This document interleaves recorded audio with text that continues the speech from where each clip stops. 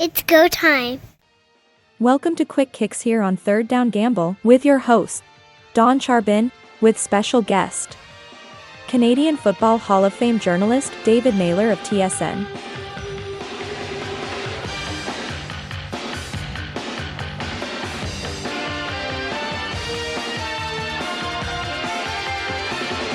Welcome to Quick Kicks here on Third Down Gamble. I'm Don Charbin. Today, a very special guest, David Naylor of TSN, a man who everybody knows, and I am so thrilled that you agreed to be on the podcast. Welcome. Oh, it's my pleasure. It's good to talk off-season football. It's good to talk any time of year. I always love football conversations, and joining people like yourself on podcasts is one of the things I've really come to enjoy. Well, that's awesome. Yeah, it's one of the things that we have to do during the off season. We try to bring in great guests.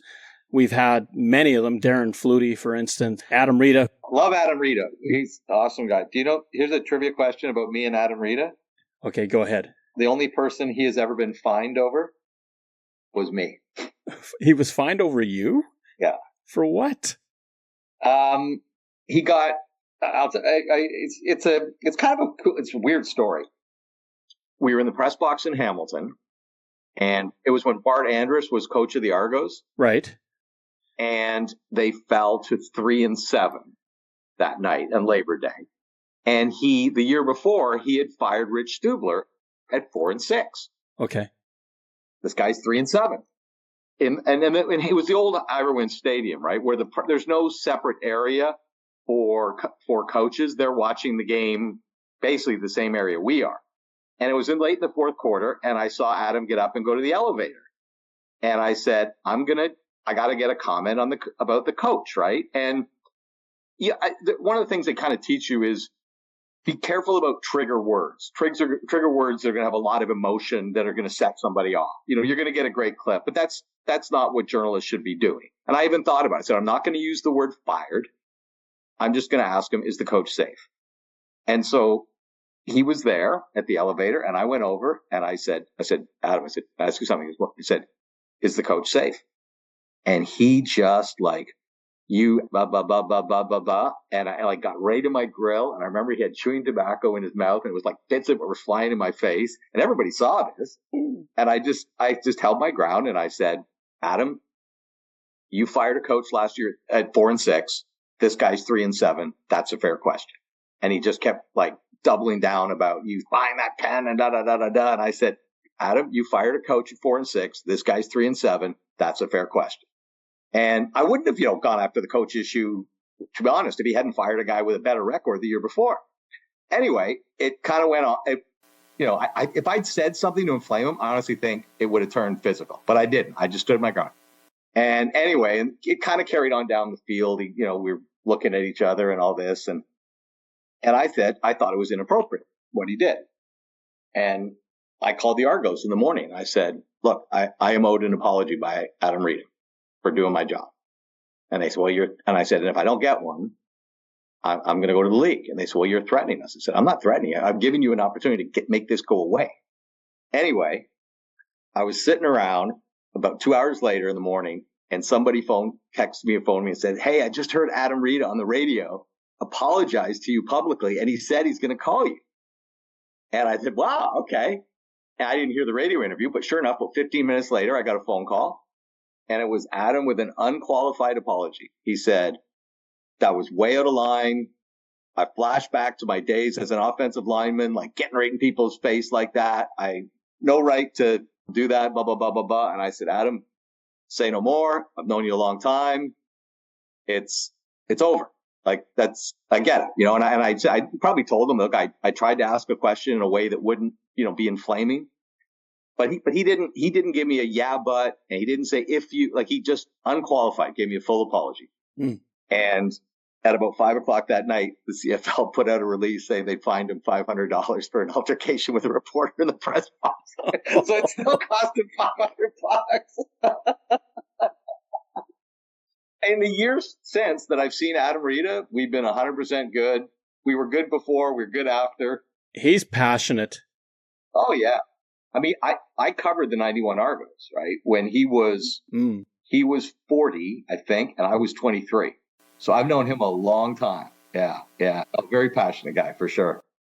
No, there's lots of things associated with the Canadian Football League to dig into. It's most appreciated about it, in the years, and I see that even when people that have never really experienced it. There's a lot of misconceptions about the league because it's not an easy league to understand.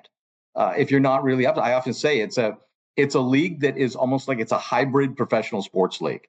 It has qualities of minor league sport and it has qualities of major league sport all rolled into one. And people always try to put it in one category. Well, it's a minor league, or well, it's not like this. Well, no, minor leagues don't have $1 million television deals, multi-million dollar television deals. They don't have merchandising arms like the Canadian Football League. They don't have a championship game that like ours. Those are all qualities of major league sports that our league has. Even though the economy of scale of our league is in some ways more akin to what people ever think of as minor leagues, or tier two, what I like to call them is tier two leagues. It takes a lot of understanding for the league, but there's a great payoff for this league. Absolutely. The biggest problem the CFL faces is that juggernaut to the south. Sure. Had that thing been smaller, kept maybe on par with the CFL throughout its history, we wouldn't be talking about the CFL in any sort of negative way. They'd be on par. I'll tell you, one of the most amazing things in my lifetime is how the economics of those two leagues have grown so wildly apart. I was recently at the NFL Combine in Indianapolis with David Sanchez, and I were doing something. I wanted to look up how many years in a row the number one pick had been a quarterback. So I went on and up came a list of all the number one picks in the history of the NFL draft. And I looked at Davis, and Davis is about 6 or 7 years younger than me. So I remember stuff from the early 80s better than he does. And I looked at him and I said, this is the one that fascinates me. And I put my circle around 1982, Tom Cousineau, the first pick of the NFL draft, who said, I'm going to go sign in Montreal. I mean, it's my lifetime. It's not my grandfather's lifetime. Like, I'm old enough to remember it. And when you think of that in the economy of scale right now, I mean, I was just doing the math on Jamar Chase's contract right now that he just signed his extension, $41 million a season US. So that's what, 55 Canadian, roughly, something like that. It's about what our entire league will make this year. And the problem with that is that people think that is representative of the quality of the league sometimes, right? That, you're paying this guy $41 million and you're paying this guy $97,000. Well, he must be 4,000 times better than that guy. No, it's not like that at all. As you know, if this Canadian Football League, who are the second best group of players in the world, were making $10 million each, they wouldn't be any better. It's just the economy of scale. And you're right. I mean, the NFL is such a juggernaut. Even in my lifetime, I think that the NFL, Major League Baseball, the NBA, hockey was down here, but it wasn't like one of them was like leaps and bounds and miles ahead of the other. And now the National Football League doesn't just have an enormous lead on the Canadian Football League. It has an enormous lead on the NBA. It just blows everything else out of the water right now. Absolutely. But I will push back just slightly. I think the athletes that are playing in the Canadian game, percent of these guys could be playing in the NFL that just, maybe they're not the right body shape. Maybe their speed just isn't just so, or maybe the coach has a different idea about what he wants.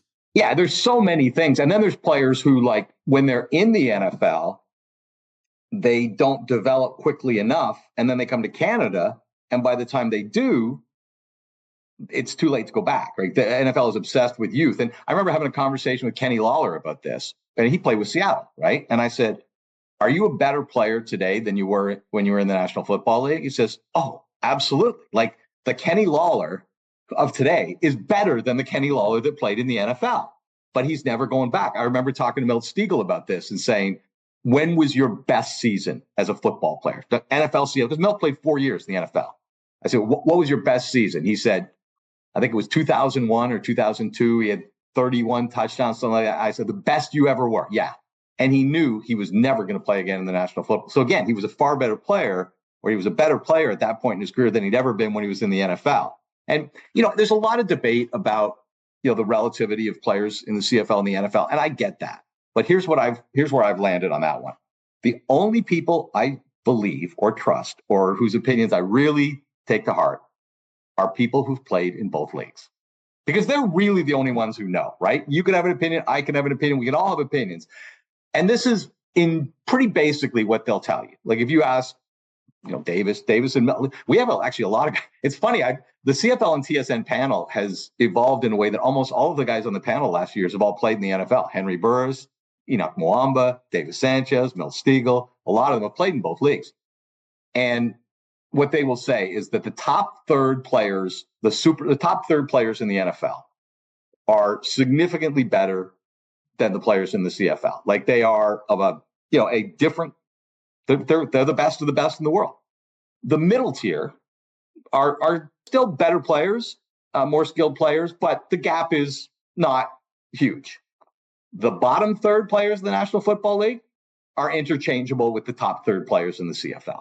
And I think that's pretty accurate. And I say that with the acknowledgement of what you were getting at, which is that sometimes, again, people don't understand the nuances of football. Sometimes they think it's like the American Hockey League, that a guy can have a half a good season and get called up and get 8 minutes a night on the third line. It's not like that. Football, like you have to really be ready to play on a National Football League roster, and understanding that not just that you're good enough to play, but you're fitting in with what they do and what they're going to ask you to do. And that doesn't come from call-ups. It's just, they've got gigantic practice rosters now. By the time a guy plays a game for a team, other than, top draft rookies, they've practiced and developed so long within the team of that system that you could have a great player in the CFL who's 28, 29, and they just look at it and say, yeah, by the time we get him up here and teach him our system, and he's going to be 31, 32, well, like, what are we doing, right? It's just, that's why. And that's why I think you find so many players that are such high quality that don't find a place for themselves in the National Football League, just because part of it is just the nature of football. Well, and talking to George Hopkins, one of the things that really isn't discussed is that 100th game in the NFL. Yeah. Because so many guys come up here after 90, 95, because once you hit 100, it's a magic number. Yeah, the pension. Yeah, that's the thing. No, it's game-changing money. And I think we all understand that, right? Like, you look at a guy like, the most amazing ones, Alex Singleton. Alex Singleton's story. He got cut by the Eagles. I was texting with him. Yep. My NFL thing's done. It's all good. It's in the rearview mirror. I want to go back to Calgary. I want to start a foundation. I want to get involved with business community there. Now that that's over, I can kind of focus fully on the CFL and my career in Calgary. And then Howie Roseman called him like 5 minutes after he was texting with me and said, Alex, if you stay, we'll promise you the full season salary on the practice roster. Like, you won't be week to week. We'll promise you, at worst, you'll get the full season salary. And he said, okay, I'll stay for that. And then he played, and he played again, another year for them. And I think he signed, a 3-year, $18 million contract with Denver.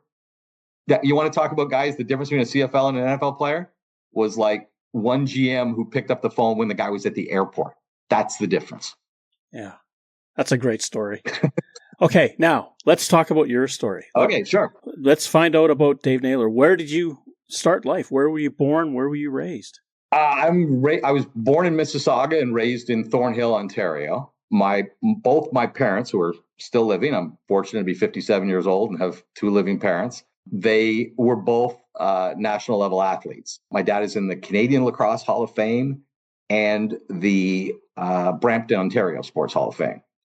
For lacrosse. Yeah. And he's in the Canadian Hall of Fame as a builder. He was a pretty significant player as well. He played on 3 straight national championship teams in 56, 57, 58, 59. I think he played senior. He played pro. He ref pro. He was referee in chief of the OLA. Hey, wait, this is supposed to be me, not my dad. But anyway, I come from that. And my mom was a national figure skating judge and, a runner-up pairs champion when she was 14, 15, something like that.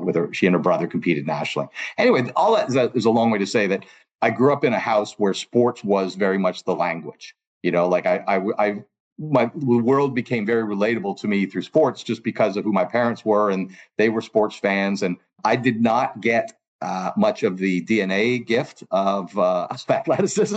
I don't know what happened there. The only consolation prize is my sister got even less than I did. So I have no great sports accomplishments in my life.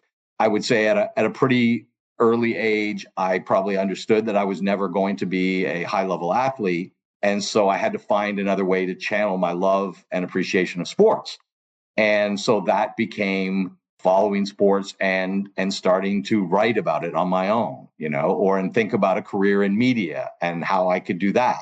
I was like a lot of kids, I was a hockey fan as a kid. As a teenager, I was more of a baseball, football guy, but baseball definitely first. I followed the Canadian Football League as a kid. I was 16 when the Argos won the Grey Cup in '83. And, that was kind of the last Argo team that really mattered. Like my high school erupted, on the Friday before that Grey Cup on Sunday. I remember the parade downtown where they smashed all that. It's not a signature of pride, but I mean, it was a riot. Right? It got out of control. It was just such a big thing. So I grew up in a world where the Argos mattered. And I also grew up in a world where, they weren't on TV a whole lot because of the blackouts of that era in Southern Ontario. I went to my first Buffalo Bills game in 1980, I think, with my dad. So I was a big NFL fan as well, followed college football, and just kind of took it all in. And then when it came to time to finish high school, I took a journalism degree at Carleton University in Ottawa. And when I was there, I kind of just threw myself into a whole bunch of things. I was the sports editor of the university paper. I was the editor-in-chief of the university paper. I did some radio. I did a lot of play-by-play on local TV. I was a play-by-play sideline reporter, color voice for a team called the Ottawa Bootleggers, semi-pro team. I believe Marcel Belfait played on. Greg Marshall, who's not the Western coach, the former Ticat coach, but the one who was the head coach in Saskatchewan. He was the head coach of that team. If any of your listeners have absolutely nothing to do for 23 minutes, I did a 23-minute television documentary in the fall of 1989 on the Ottawa Bootleggers, which lives on YouTube. So it's out there. It's one of the great things about YouTube. I have it somewhere in a VHS tape or somewhere, but it actually. So that was I guess that was a bit of a foreshadowing of what I was going to do with my career. That I was making football documentaries in university and doing football play-by-play and sideline reporting. So I had a natural, but I never played the game. I've never played or coached the game. It's funny, I've been in media so long and I'm of the age that sometimes people think I did play. I never did play. I never, like high school, nothing. I went to rookie camp with the Saskatchewan Roughriders in 1995 as a journalist for 4 days. That is the extent of my football career. And I think when I got into the business, I recognized that just football was a little easier on your life because it doesn't have the number of games that baseball and hockey and basketball do. I found football players kind of a breed that were easy to deal with. There was a kind of a humility and respect about them that I was really drawn to. I love the significance of the way football games matter. And my break in the business, and I guess you need 2 or 3 along the way, but my first one was I got a 4-month internship with the Globe and Mail in the spring of 1991. The one thing about internships at the Globe, at least at that time, was they didn't baby you. Like you were you were in the thick of it, right? That was they hired you because they thought you could work at that level. And the Globe had just scaled back its sports department at that time. And the CFL was not a huge priority for them. And so when the football season came around, they actually didn't really have anybody to cover the Argos. And somebody said, why don't we give it to Dave Naylor, the 23-year-old intern? And that's what I did. I covered the Argos in '91, the John Candy, Rocket Ismail, Pinball Clemens, Matt Dunnigan Argos, was the team that I covered all that year. That was my into the business. I got to work around a lot of people that I really got to learn from. Probably most prominently, Stephen Brunt, who, I kind of struck up a friendship with 30 some years ago. We're really close friends to this day, which is kind of amazing when you think of how much time has gone by. But he was kind of I got very lucky to meet him and work with him a lot early in my career. Yeah, I'm one of those people who can say I've never really worked a day in my life. When I started in May of '91, so we're almost at 34 years in some form or other, in which is in this business, that's a long road. I'd love to get a little more out of it. I'm not ready to go away yet. I've been incredibly fortunate and am very grateful for the opportunities that I've actually been lucky enough to have. One of the best lines I've ever read is "Do what you love, and the money shall follow." I always say that to people. I said, when you're a kid, people tell you things, and some of them turn out to be BS when you grow up, and some of them turn out to be true. And that one is true. I mean, it really is. And it's, I mean, I used to, I say I was more of a baseball guy, but I still have like handwritten articles about the Blue Jays that I wrote in the 80s, that are somewhere in a box downstairs. I remember going to Cleveland Municipal Stadium. My parents and I would do a trip to Cleveland every summer. Usually there was a Blue Jays doubleheader or something. And for a few innings, I would wander off to the far reaches of that 80,000 seat stadium that usually had about 7 or 8 in it. In those days, it was not hard to find a place where nobody could hear you. And I'd bring a tape recorder and I'd call the baseball game into a tape recorder, sitting there at 16 years old doing that. It's amazing how what you indicate early in life often turns out to be your destiny. I had a story a few years ago where I ran into a friend of mine who was the smartest kid in my class, and he's one of the top brain surgeons in Canada now. And I joked with him and I said, I was the sports obsessed kid. You were the smartest kid in the class. I work at TSN and you're a brain surgeon. And that was grade 3. We knew another guy who we were talking about that night who's in jail, and that wasn't a total surprise based on his behavior in grade 3. So there's a lot of clues, I think, early in life to what your passion is, and you're right. I mean, I guess I am a good example of follow your passion and the rewards will follow. Globe and Mail, that's an internship. Where do you move from there?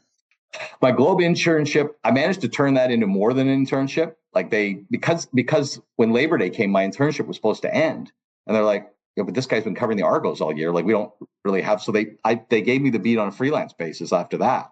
So I started freelancing and things like that. But it's funny, like that freelancing can be a pretty good gig. But I was really anxious to get a job, so I applied for a job at CBC Radio, actually in St. John's, Newfoundland. There used to be a network of CBC Radio sports, and when somebody would move, it would create an opening there. You know what I mean? So the woman who was the sports reporter anchor in Newfoundland took the job as a national sport host in Toronto. I applied for the job in Newfoundland. Thought, okay, I was just working for the Globe and Mail. I don't have any radio experience, but they flew me out there, interviewed me, brought me back, and said, "We really liked your interview. But we don't think Newfoundland is the right place for you to work. We're going to hire you in Toronto." So I worked in Toronto So I worked as a producer. There was a CBC Radio sports show at that time called The Inside Track. I don't know if you remember. It was a kind of a documentary. Yeah, they did a lot of really creative radio. And they said, "We'd like you to be an associate producer on The Inside Track." And I said, "Great. Where do I sign?" So in February of 1992. I was hired to be an associate producer on The Inside Track. And Mary Hines was the host of that show. And when I joined the show, Mary was on vacation for like 3 weeks. So the first 3 weeks, I never met Mary Hines. I was working with another host who they had brought in to fill in. That host was Rod Smith. I know. It's unreal. It's unreal. Rod would have been 31 maybe at that time.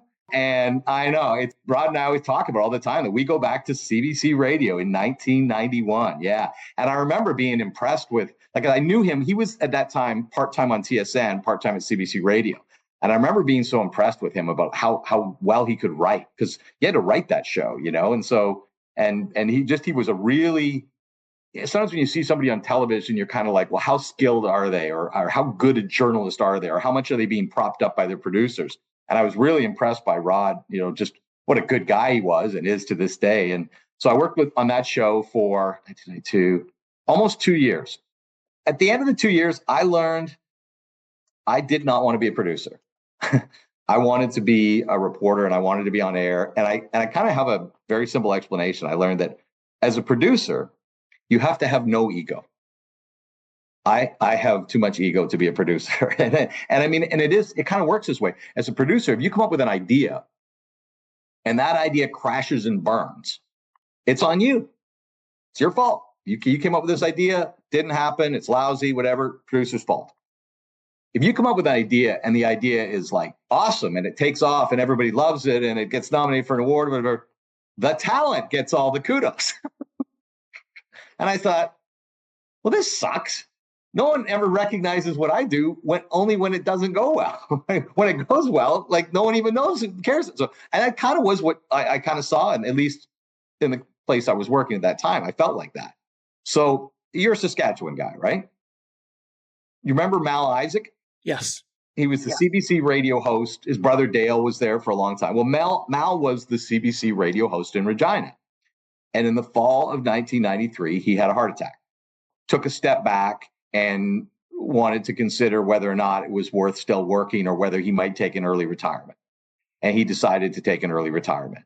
And they came to me and said, do you want to go to Regina? And I had actually been out there a year earlier on a job swap on the morning show out there. I went out, was a producer on the morning show. The person came, was a producer on Inside Track. CBC did that kind of stuff every now and then. So I knew the station. I'd been to Regina. I'd lived in Saskatchewan, and I was looking for an opportunity to get on air. And I said, yeah, I'll go to Regina. And so I went out there and ended up getting the job full time. And of course, my background in Canadian football came in pretty handy out there. And it was a fun place to cover football. And the Riders in those days were awful, and the team was poor, and the stadium was falling apart. It was, it was a different era of Rider football. But I often joke, like sometimes people ask me, say, what's the biggest story you've ever covered? A story where just it was going crazy and people couldn't get enough of it. I'll joke, probably the day that Ray Yach put Dave Ridgway on the practice roster. It was like, because that when he was like robo kicker, right? And he had a book out at the time, and he was at the mall like signing the book on days off, and Ray Yach didn't like him and put him on the practice roster and brought in Paul McCallum.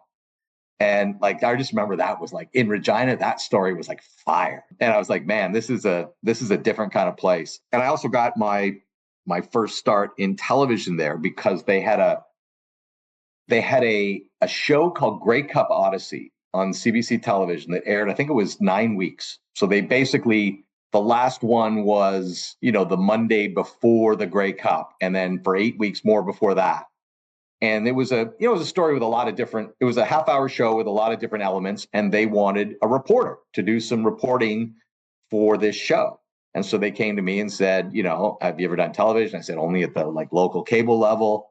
Well, here's what we're looking for. What would you think? I said, yeah, I'd be really happy with the opportunity. And so that was my first foray into television was in Regina, working on Grey Cup Odyssey, which was really, really fun. And I kind of joke with my daughter sometimes, just because working on that show is where I met her mother. And I say, if I was actually in the U.S. because we were doing a story on U.S. expansion. So I often joke with her. I said, if there had never been U.S. expansion in the Canadian Football League and there had never been Grey Cup Odyssey, you wouldn't exist. So, those things, brought my two kids into this world.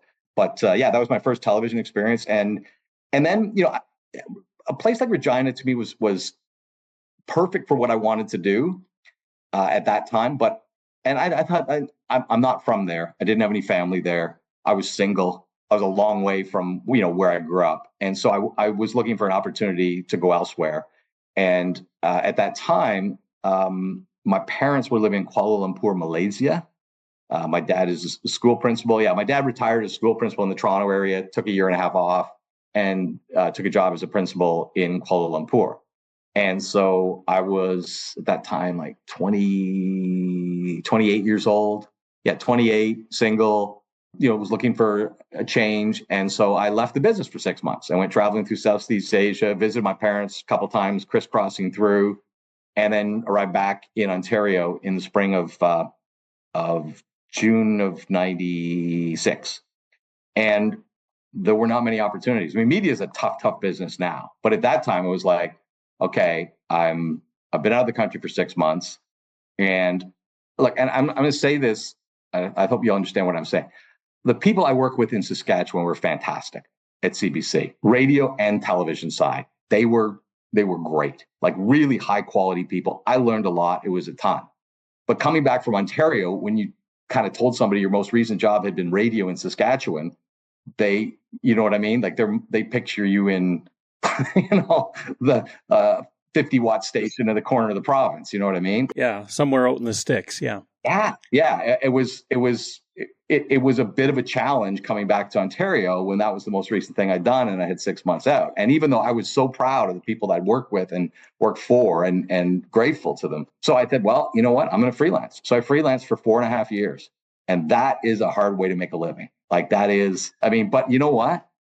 It will sharpen your skills like nothing else, because everything you do is you learn to identify stories, because that's how you pay your rent.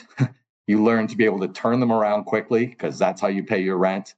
You're able to learn how to recognize what markets for what stories, what kind of stories sell, what people are looking for, how to spin them for them, how to spin it for that. And because part of the efficiency of freelancing is if you can find one story and get paid for it 2 times, 3 times, 4 times, 5 times, 6 times, it's a lot more efficient than having to find a new story for every paycheck. So I sold to the Toronto Star, the Globe and Mail, CBC Radio, CBC Television, Australian Broadcast, NPR in the US, the Village Voice in New York City. I was the first reporter for The Score when it was called Headline Sports, because they were just hiring a freelancer. I co-hosted the morning radio show. I was the number 3 person doing weather on CBC in Ottawa, and the number 2 sports anchor. I was the number 2 sports anchor. I was the number 3 weather. Somewhere there is video of me doing the weather on CBC in Ottawa. So I basically just threw myself at anything. I covered attempted murder trial and a Sens game at night. It was like that. I was in Ottawa, and I just did everything, and it paid the bills, but it made it by like, I always kind of like say, I love to tell people that I was smart enough to realize that the future would really benefit. It would really benefit in the future people who could do radio, TV, and write. And that's why I did that and figured it all out, so that it was by accident. I couldn't get a job. That's why I did it. If someone had given me a good job, I wouldn't have had to do that. But all of a sudden, when it came out, then what happened? The Globe and Mail during that time, I got to replace Jeff Blair as the Globe sports reporter when he went on vacation. They hired me. That was one of my freelance gigs. Got to be the Globe guy for a month. And I had a history of the Globe, but that time was 10 years earlier. So it was, a long time ago. And then when the Globe hired in Ottawa, that was one of their beats, Ottawa, Montreal, I got the job in 2000. And that was really the job that I wanted and had coveted the whole time I was freelancing. I thought, okay, that's the job I want. Because I thought I really believed in newspapers. I believed in writing. I thought it was what I did best. And I thought, and you can spin a bit of radio and TV off your print platform that way. And so what happened was, do you remember the Super Bowl where the Raiders center went AWOL in Tijuana the night before the game? It was Raiders in Tampa Bay in San Diego. Actually, Mark Trestman was the offensive coordinator of the Raiders in that game. Rich Gannon was their starting quarterback. We all woke up Sunday morning, and there was a story about the Raiders all-pro center getting, hammered in Tijuana the night before the Super Bowl. And I think he may have ended up even in jail or whatever. He was not in condition to play. And it turned out what had happened was that he was on some meds for his mental health, and I believe tried to go off them for 24, 36 hours because he thought he would play better off these meds. And he went off these meds and never made it to the game. At that time, the whole topic of mental health, especially mental health in sports, was much, less. So I when we got back from the Super Bowl, I wrote a story, a feature about just kind of how sports, in a lot of ways, is ill-equipped to deal with mental fragility, because it's the last thing they want to hear. And it's the last thing an athlete wants to show their team, right? Like, yeah, me right here, I'm mentally fragile. Like, no way, right? And so there was this kind of, so I wrote a feature on that, and Dave Hodge read it. He invited me to be on the reporter show the next week on TSN. And that's the first time I ever was on TSN. Those of us of a certain age, just walking into a room with Dave Hodge is like, are you kidding me? It's like, you know what I mean? It's like, even when that show's live, when the music would come on and Hodge would be reading his intro, and I'd be sitting there and I'd be just thinking, somebody has made a terrible mistake here, because I do not belong on the same set with Dave Hodge. Like, there's just no way. But that was my into TSN. I guess they saw me on air, and then they knew I covered Canadian football. At that time, TSN was still like the 2-game-a-week rights holder. but they were looking to kind of, I think, own the CFL property more significantly. And so one of the things they wanted to do was cover the league differently. Like, they had never really covered the league journalistically up to that point. They showed the games and they had highlights on SportsCenter, but they didn't take the approach that they had taken with hockey, where you had insiders, and you had discussions, and you had guys that were leading the conversation and leading the reporting. And so they were trying to develop a model around the CFL that was, kind of, I would call it a lighter version of what they were already doing in hockey. That they started using me as David Naylor of the Globe and Mail, right? Dave Naylor of the Globe. I would appear as Dave Naylor of the Globe and Mail. Started doing stuff on SportsCenter regularly, doing more reporters stuff. Got to fill in host for Hodge, a bunch of times, which again took another level of the surreal, because you had to say the words, sitting in for Dave Hodge, I'm Dave Naylor. I can't believe I just said that, like it was sort of like, like that. I did that for up until 2010. And look, I'll tell it truthfully, the life in the newspaper business was going like this. And I was working almost at two places. I was working so much at TSN by the end of my time. And I was like, oh my God, this is like so much better than over at the Globe, because at the Globe, everybody's down and everybody's telling you what they can't afford to do. And the morale is low, and we're cutting things that we used to do. And the TSN, there's all these I was fascinated that TSN, you could do so many things, right? Because we had, I could write, I could do television essays, I could do documentaries, I could do interviews. And it just seemed like there was so much more I could apply myself to and turn into content at TSN than just at the Globe, where I was just writing. I guess it was shortly after the Vancouver Olympics, kind of TSN came to me and said, what would you think if we just hired you outright? And I said, I would love it. And I really, to this day, I'm not just saying this because I'm on a public forum, I really, really, really enjoy and respect the people that I work with at TSN, work for and with. Because I'd been there kind of on a part-time basis before they offered me a full-time job, it became a bit of a no-brainer. Like, there was no mystery of who I was going to be working with or what the environment was going to be like. It was like, yeah, to be honest, I'll tell you this. I was a bit of a print newspaper snob when it came to looking at television sports. And one of the biggest surprises for me going to work at TSN is the quality of the journalists that I've worked with. I was not anticipating that before I was on the inside there.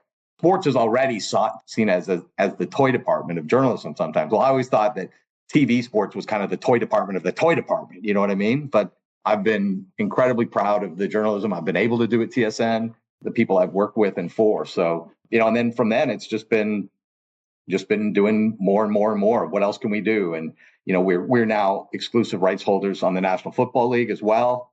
So that has broadened, that's how a lot of how my work has broadened into that sphere. And, Farhan and I have kind of evolved to create parallel jobs, him on the West Coast and me on the East Coast. And I've been incredibly lucky to have a working relationship with him that is very rare, especially in season. We probably talk 3-4 times a day.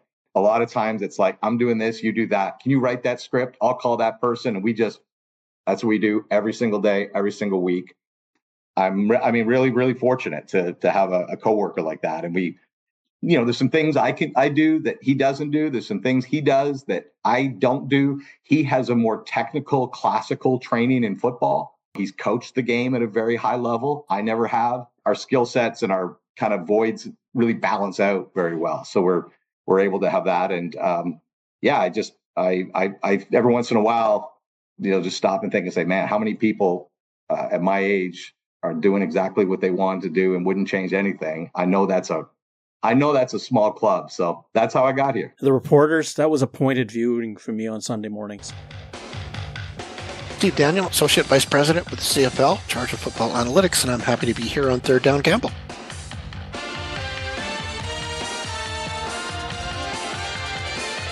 Let's move on. Now, radio, you've had some dabbles in radio. Talk to me about that. Yeah. So, of course, I'd had a radio background from CBC days, right? And now, again, when I started at TSN, they just knew me from the Globe and Mail. They had no idea I'd worked for CBC Radio, either full or freelance for 8 years. So when they put me on air, they were kind of like, oh, well, you can do this. Yeah, I did do radio for 5 years. I left that out. Sorry. So in 2000, late in 2012, I was called to a meeting that I knew nothing about. And they said, we are looking at making a change on the drive show, the drive home show, and we would like you to consider taking it. And the drive show at that time was hosted by James Cebulski.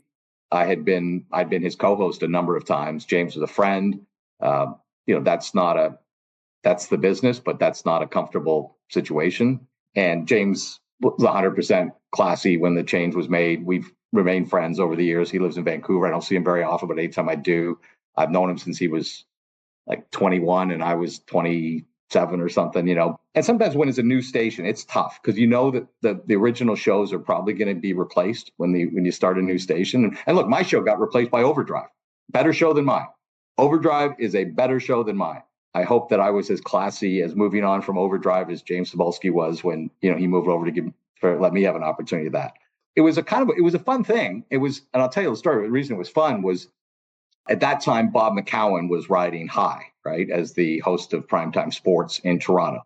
Now Bob McCown was my idol as a child, right? Like 1978, 79, 80, he had a show called Talking of Sports in Toronto. 10 to midnight, 5 days a week, real cutting edge. There weren't shows like that at that time. 416-870-9115. If you have an opinion, a comment, or a suggestion, then call the Talking of Sports line now. That's from the 70s, okay? And I still know it. And I actually somewhere have a tape of me on Bob McCown's show when I'm about 11 or 12. Somewhere I have that. When they came to me and asked me about taking the drive show to radio, one of the things that occurred to me is like, holy smokes, I'm going to go up against Bob McCown, which I knew was not like what you want because, he was iconic and super talented.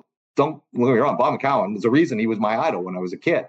I wrote a book with him as well in 2006, 2007, the 100 Greatest Hockey Arguments. It's the best-selling hockey book in Canada in 2007. I wrote that with Bob. So I knew him. Like he wasn't a mystery to me as a person. I knew him. But it was kind of a neat thing. Like I remember even talking to my mom about it going, can you imagine, Mom? Like when I was 10 or 11, trying to imagine that someday I do a show up against Bob McCown. I sent a note to my best friend from grade 5, who I haven't talked to in forever. When I took that job, I sent him a note and said, guess what I'm going to do? I'm going to take a show opposite Bob McCown, just because he would understand and appreciate it. And that was the show that became TSN Drive with Dave Naylor. And it was, look, how many people in their lives ever get their own show? Not very often. And I just thought, I have to do this. Like, this ain't going to happen again, right? No one's going to call me in 4 years or 6 years or 10 years and say, you want to do this. This is now or never. So I said, yeah, I'd do it. I did TSN Drive for 3 years. I think probably one of the things that editorially, the show was probably too similar to primetime sports in some ways, but I didn't want to do a show that was trying to be the anti-primetime sports show either, right? And I think the other thing, the difference is I didn't have a regular co-host. Like we did rotating co-hosts. I liked them all, but I think the better model is to have a regular co-host team. And like Bob McCown had regular rotating co-hosts, but Bob had a big enough, he's not doing the show now anymore, had a big enough personality to pull that off. I didn't. Like, I'm not a gigantic personality like Bob McCown. I think that's part of why the show, I would never say it failed. We did actually decently in the ratings for a while. The Blue Jays going wild in 2015 did not help us because, that pushed a lot of audience in another direction. And at that time, what became the Overdrive show was evolving on Leafs Lunch, right? Hayes, Noodles, and O-Dog were on. And I listened to them every day going in. They were great.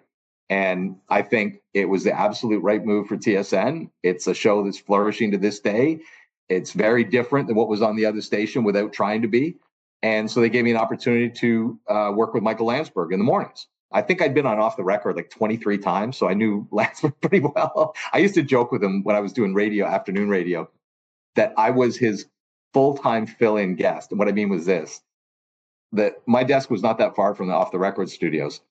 And Off the Record taped at like 3:00. And whenever they would get a guest whose flight was late, who was stuck in traffic, who had an emergency and couldn't come, they would come over to me because I was sitting there preparing for 4:00 radio and I knew all the content of the day. It's like, Dave, could you do off the record today? So I was happy to be I did it 23 times. So I knew Michael pretty well, and got an opportunity to do radio with him. It was a hoot. It was a blast. The only thing I didn't like about it was it started at 5:30 in the morning. Like some people can do that. That was not good with me. Like I would have 2 nights a week where I would see midnight, and then you're fighting to get it back the rest of the week. I really, really struggled with that and felt like it wasn't probably good for me to be that way. When I would have a week off or 2, I would think, oh my God, is this what life feels like when you're not tired all the time? I really, really, I had a handful of shows that I didn't sleep at all, and I came in and told the producer right away and said, hey, just going to let you know, I didn't sleep last night. I'm not going to bring it up, but just so you know, if I seem like I'm off, and I didn't, and then you're going home. And so there was an opportunity to move back to television. I guess it was when Gary Lawless left TSN to go to the Vegas Golden Knights, because he had kind of filled my football niche while I was on radio. And so it was kind of like, there's going to be an opportunity to come back to television if you want. And I said, yeah, I'd really like to come back to television. Radio was fun. The other thing I say about radio and is that it's way more tiring than you think, right? You think, well, all I got to do is talk for 3 hours, right? Well, if you said you were talking to a live audience for 3 hours, like a room full of people would understand they're really tired at the end of that 3 hours. It's not that different in a radio booth, right? Because you got to keep your energy up. It was funny, when I was doing TSN Drive, I was 4 to 7, and Brian Hayes would do Leafs lunch with noodles and O-Dog from 12 to 2, and then do solo from 2 to 4. Now, solo is a whole other category that I flat out can't do solo. I need a co-host. You cannot stick me in a radio booth for an hour and say, just talk. And I remember even those days when Hayes would come out 8 minutes to 4 and I was ready to go in and start my show. I'm like, dude, how do you do that? Like, do 2 hours solo after you just did 2 hours with 2 other guys. I found radio really exhausting. I found I was tired. Like, even so, when you threw the work and the sleep patterns on top of each other, it was wearing me out. Yeah, I was really happy to get back to TV. But the radio was really, really fun. It was because you had so much variety and you could get opinions. And I often said that, the difference between television and radio, kind of television is take the story and tell it to me in 1 minute and 15 seconds and make me understand it and the meaningfulness of it. And that's kind of what we do on TV now, right? Like Farhan and I are always, because we only have, even when we do our hits, sometimes we're getting 4 topics in on 3 minutes. That's like 45 seconds a topic. Radio, the total opposite, right? You got 11 minutes to fill this segment. And I often say it's like, I used to think of radio as having it was like a stack of wood near the fireplace, and you just got to keep the fireplace burning. Grab another log, throw it on. That one will burn for 6 minutes. Okay, that one's done. And I used to joke, I say every time, and this was when I was doing radio, it was like the height of Phil Kessel angst mania in Toronto, right? Like it was when Phil Kessel had signed his big contract, and then people were like, we're stuck with this guy. He doesn't care. It was the whole thing about let's not salute the fans, and all that. It was just, I always say we could do 3 Phil Kessel segments every single show. It was in those days, it was always like the ultimate, it was like the wax burning log that would get thrown any time and it would burn for 11 minutes or whatever. It was really fun. And we brought in a lot of different co-hosts, and we've had a ton of fun. It was, but I say my respect for people who do radio full time is definitely higher leaving that job than it was going in, because that's hard. It is hard. And you got to watch everything, right? You can't go into work and say, didn't see it. What happened to Leaf game last? You got it. And that is, and like people, watching sports for a living, cry me a river, right? But when you do have to see everything and kind of know everything, being released from that was okay. It was okay. The one thing about sports is that for the most part, everything that happens has happened before, will happen again. And the craft is trying to describe it a different way. Sometimes, in some ways, you're not doing a 4-hour show. You're doing 4 one-hour shows. because nobody sits and listens to the whole show for 4 hours, right? And even I remember like kind of after a Leaf playoff game, right? You get on the air and it's like 6 a.m. You're like, all right, everybody, Leafs and Bruins last night in game 3, blah, blah, blah. And then it's kind of like at 7 o'clock, you had to reset the show. All right, everybody, Leafs and Bruins at 8 o'clock. Like I feel my energy go down by 9 o'clock when you're kicking off the same show for, but that's what you got to do, because it's, just think of the way people listen to the radio. It's in and out of their cars, right? And that's and again, I think that contributes to the energy that it takes is to try to be original with the same content, right? It's not rolling off your tongue for the first time. Of course, with a 4-hour show, it could be rolling off your tongue for the third or fourth time. What is the most important skill that you think you need to be a great journalist? I think writing is probably the most important, because I think it forces you to think through it.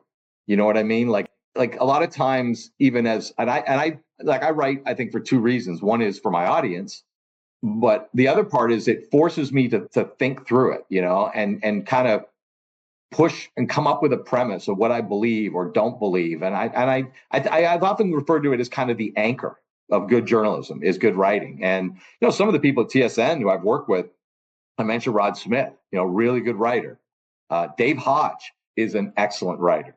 James Duthie is an excellent writer. There's a lot of people there who have really good writing chops. So I do think it is. I think, the ability to interview and ask good questions, I think is good. Bob McCown was a great example of a guy who I thought just had unbelievable instincts for that, and when I would work with Hodge, sometimes during commercial break, we would have a guest coming up, because I did radio with Hodge. Hodge hosted with me on radio for 2 days a week as well. So I had him both in the reporters and in radio. And we would go into commercial breaks, and I would say, what would be your first question for this person? Because I always started the interviews as the host, and then he would jump in. But I would say, what would your first question be? Because I just trusted Dave. If I hadn't thought of a good one, I knew Dave would help me with that. Like, one of the things I think also is to be a really good listener. And I'm not as good at that as I should be. And some people are. Sometimes I would play back interviews that I've done. And I'm like, gee, I don't even remember the guy saying that. You know what I mean? It's just because sometimes you get ahead and you're thinking about the next question, or something else he said distracted you and you started processing it, and then he said something else. So being a good listener is also important. But I think, like on interviewing, I when I was at CBC in Saskatchewan, they sent around a guy to teach interviewing, and that was like 1994, 95. And I did a week-long course, and I've still kept the principles of that week in my head. And I'll dumb it down, but it's basically, when in doubt, what, how, and why. You have a question that's what, how, or why in it, you can't go too far wrong. And sometimes people outsmart themselves on questions. And sometimes I'll get frustrated when someone's going, and I'm like, what, how, or why, man? You know what I mean? You got to ask one of those 3, and those will kind of get you through. So I think, being understanding how to ask good questions as well. And just, I think those are, but I would agree. I think writing is a really good anchor for journalism. With interviewing, one of the things that I've always been taught is ask the question and get out of the way. Yeah. And the other one, and again, I think of people who are really good at this, is sometimes they almost have the idea that if you're really listening to what the other person is saying, and they've got an interesting story to tell, you should be able to start with one question on your page and just follow them from there. When was that? And what did you think when that happened?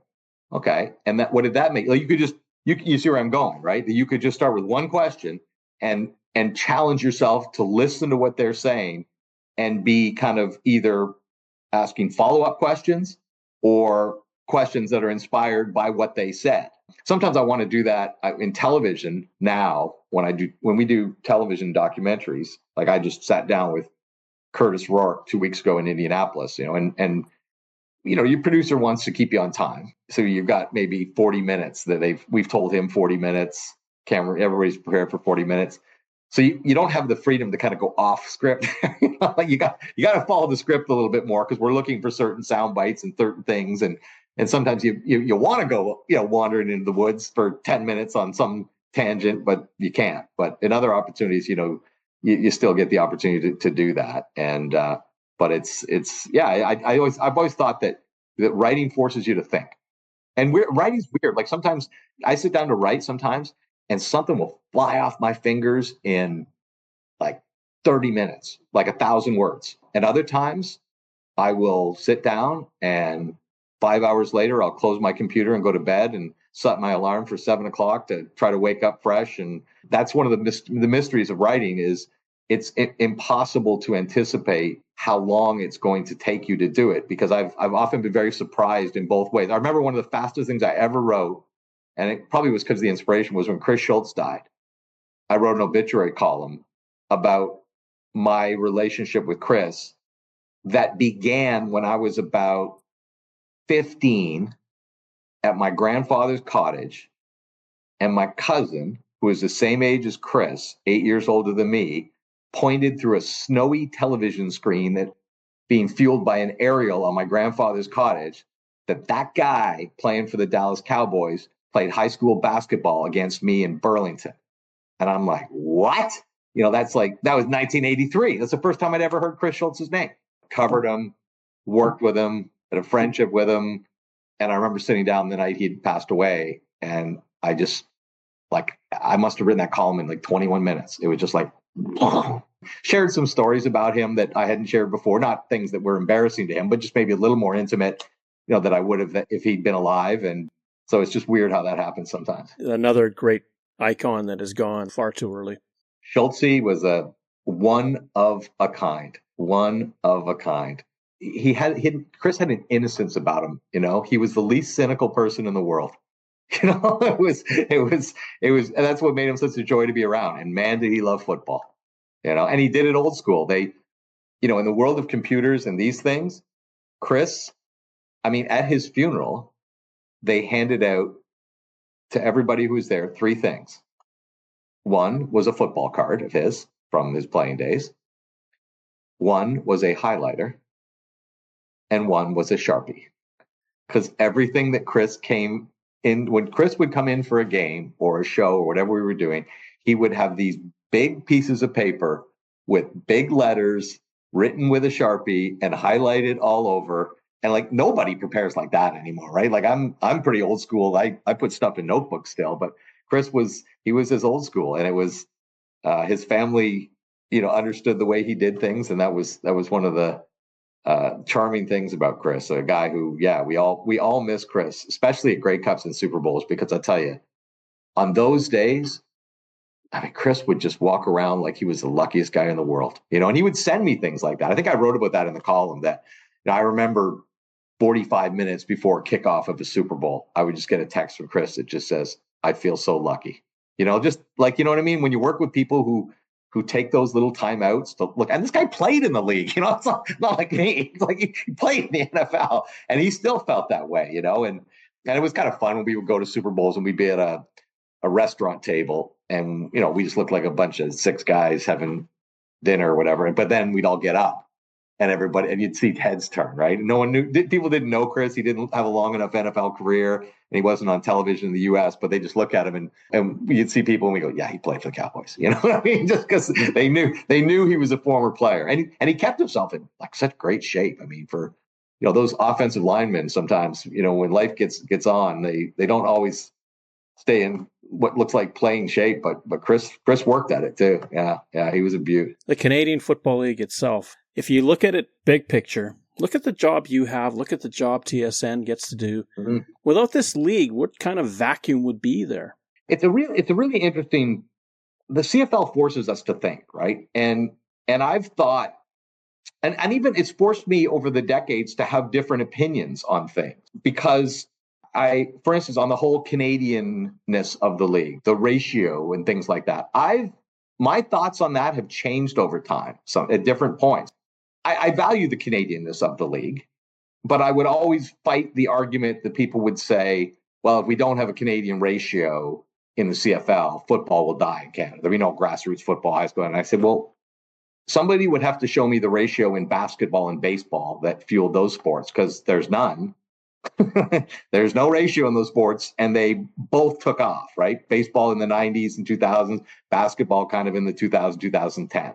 So I don't believe the ratio of the Canadian Football League is what fuels grassroots football. I don't believe that. I think, but I do believe in the value of having Canadians in our league and having them, be prominent.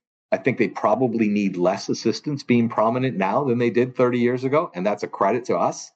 I think it's great that we have a game, that we can tie to Canadian university football, which is, obviously a product that isn't really overexposed. And the league, I think I think of all the Americans who have come to play in this league to a country that they knew nothing about and have stayed and have raised their families here and become part of our world. There's so many stories like that I think that is such an incredible credit to the league.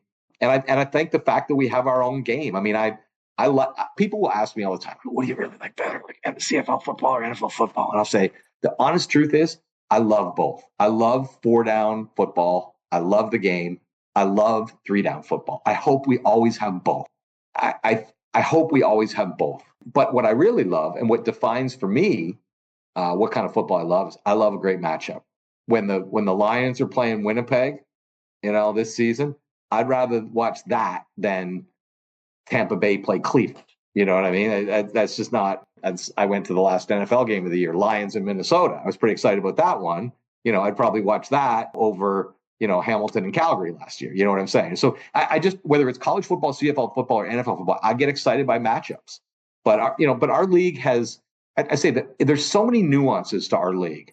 And so many things you have to understand about it, whether it's the draft or whether it's Americans or whether it's coaching or whether it's management or whether it's how to spend your money.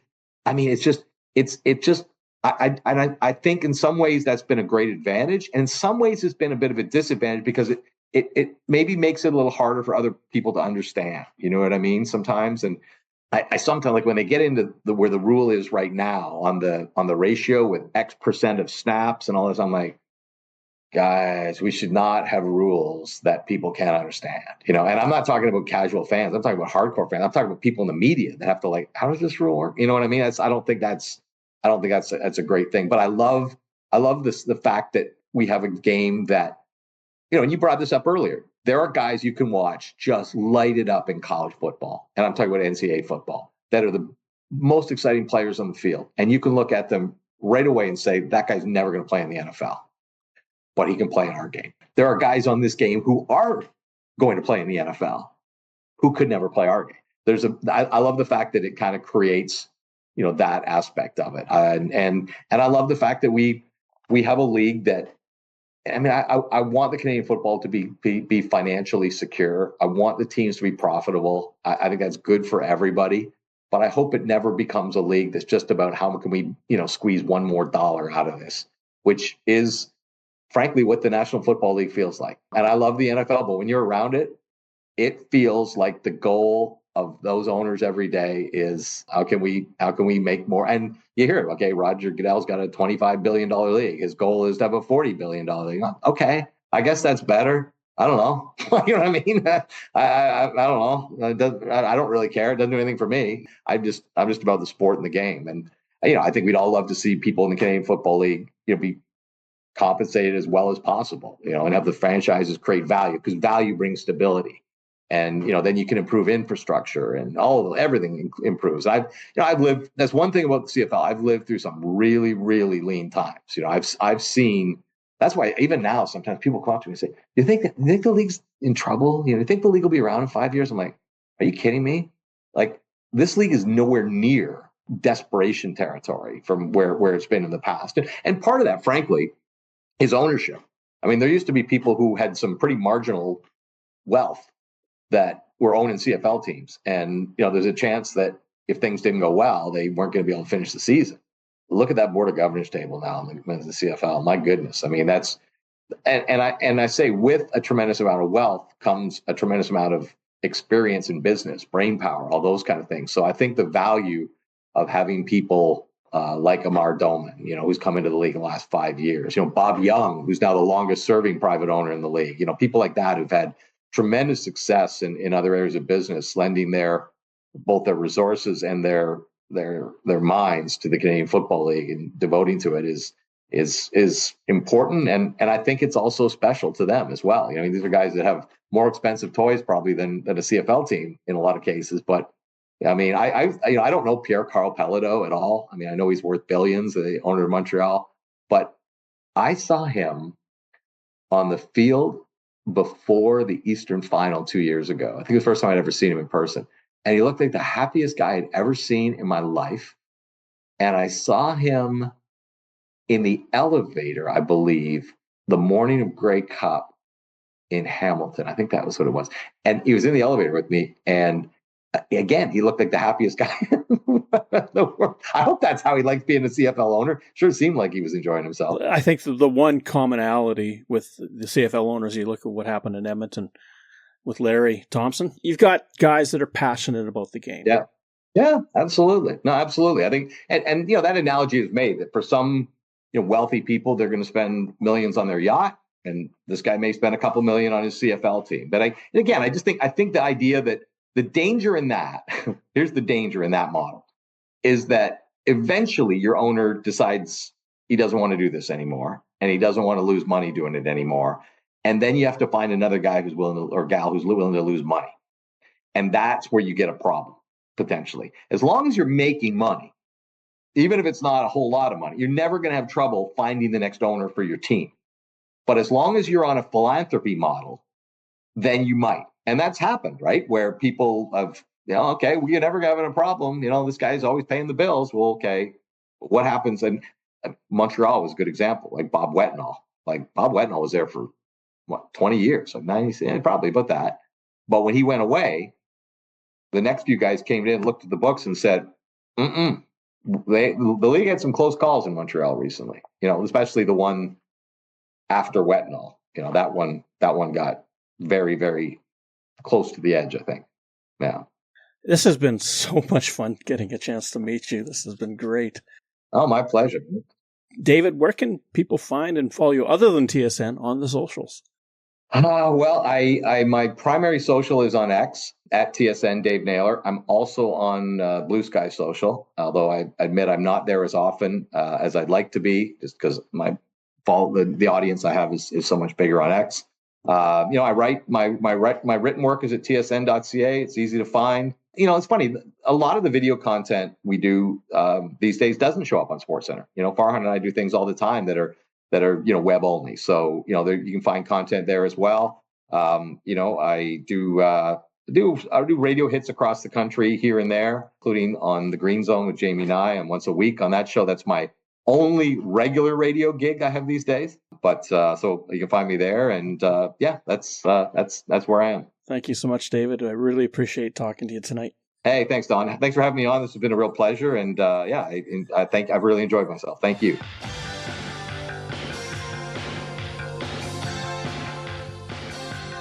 Third Down Gamble uses the expert resources of the Canadian Football League and 3 Down Nation. For up-to-date, insightful statistics and analysis, please visit cfl.ca and 3downnation.com. The CFL on CBC theme music is used with written permission from the Canadian Broadcasting Corporation. Thank you for listening to our show. Third Down Gamble is hosted on Podbean. Follow us on Twitter, where our handle is @ThirdDownGamble. Join us again next time. The Third Down Gamble Podcast. Audio worth watching.